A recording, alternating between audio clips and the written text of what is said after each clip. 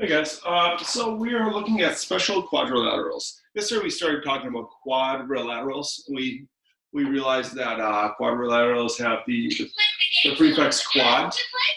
Thank you, Wyatt. Can you not have the volume on while I'm filming? Cool. Quad means four. In this case, we're looking at four-side shapes. Yesterday we talked about squares and rectangles and stuff like that, parallelograms, trapezoids, rhombuses. We're going to continue within that, but this time we're going to kind of start classifying what those shapes are based on the characteristics that they have. We also can realize that shapes can also have more than one name, much like the triangles that we learned about in, I think it was section 1, could be considered a right triangle and an isosceles triangle based on their characteristics.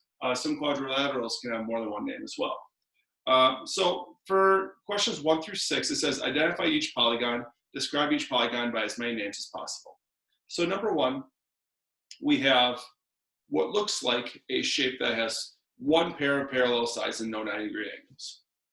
And that would probably be a trapezoid. Now there's two spaces right there, so we need a second name for it. Well, we know that it's a four-side shape, so this would also be a quadrilateral.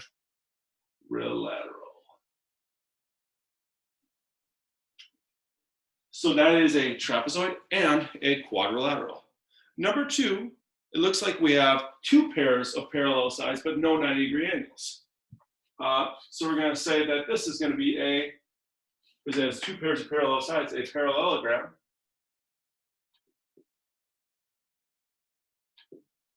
And a quadrilateral again. You're going to notice a theme within that, because every one of these is a four-side shape, so every one of these would be a quadrilateral. Now we have what looks like the same thing as number 2, only instead of the angles being acute or obtuse, we have 90-degree angles. So that would be a parallelogram because it's got two sets of parallel sides. I'm going to have to maybe start shortening these up. That'd be a rectangle, and that would be a quadrilateral. So that one's got 3 different names because it falls under a parallelogram because it's got two sets of parallel sides. It's a rectangle because it's got right angles, and it's also a quadrilateral because it's a shape with 4 sides. Number 4 looks like we have 3 different names again. So if we're looking at this, it looks like we have 1 parallel sides and 2 going this way. So I believe that to be a parallelogram.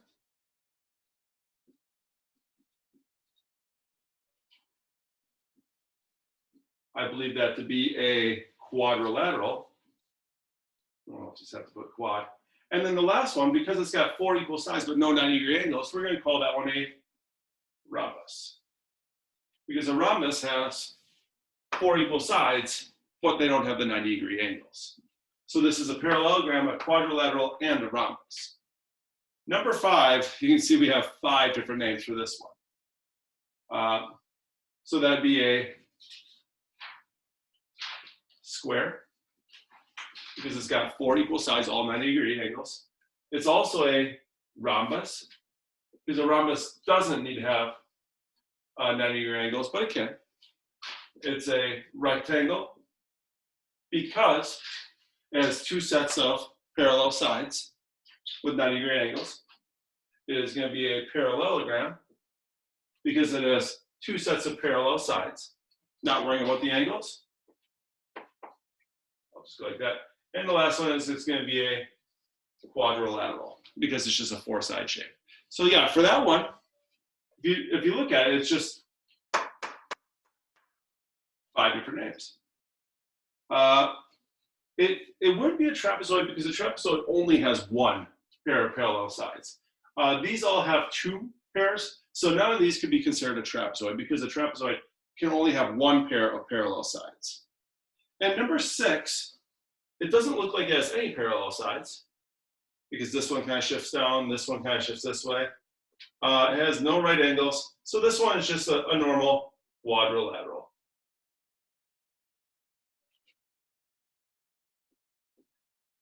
Lateral. And that's what we're doing. We're just looking at these shapes and we're kind of figure out what names could we call them. For number 7, Marvin says that all rhombuses are squares. Aretha says that all squares are rhombuses. Who's correct? So, is a rhombus a square, or is a square a rhombus? Well, let's look at what those are first. A square has to have 4 right angles. It has 4 right angles with 4 equal sides. A rhombus is a parallelogram with 4 equal sides. So within that, a square could be considered a rhombus. Well, a rhombus isn't always necessarily a square. So for number 7, it says, Marvin says that all rhombuses are squares. Well, that's not true because this is a rhombus right here, but that's not a square. But this is a square and it is a rhombus. So in this case, Aretha would be correct that all squares would be considered rhombuses because a rhombus doesn't have to have 90-degree angles, but it can.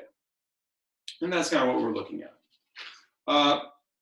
Next page, we have the same thing, a lot of the same stuff going on, 15-4.